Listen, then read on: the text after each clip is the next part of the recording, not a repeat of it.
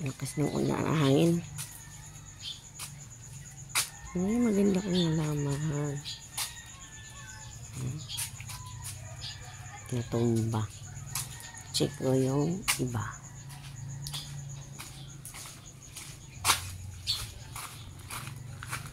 Ay, ayun siya. Natumba.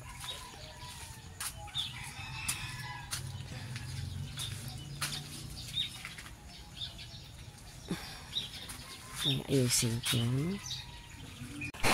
Ayan, pinangputol ko na yung yung bonggabilya. Hindi ko na pinakita kung paano ko yung putol. Pero ayan na. Kasi malakas na naman yung ulan. Kaya stop ko naman sa pagputol. Ayan, tapos dyan, check ko naman yung yung terrace.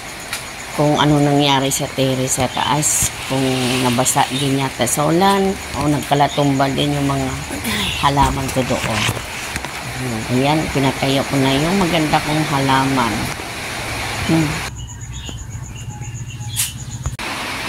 tingnan ko sa taas ko, yung mga halaman ko din. Ayan.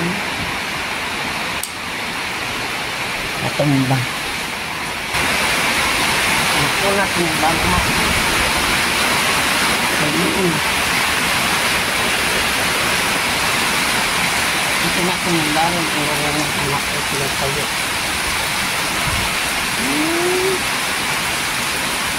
Lakas na lang pa rin yung ulan. Ayan, malakas yung ulan. Walang katapusan ang ulan. Ayan.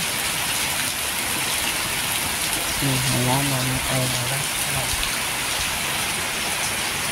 Hindi.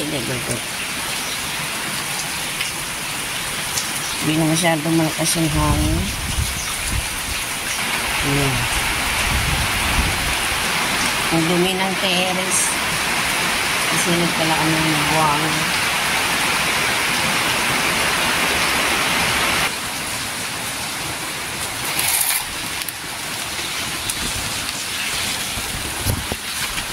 Ayan.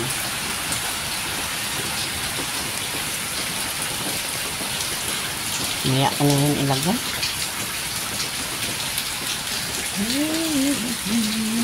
Basta kasi yung hangin ay mapasok.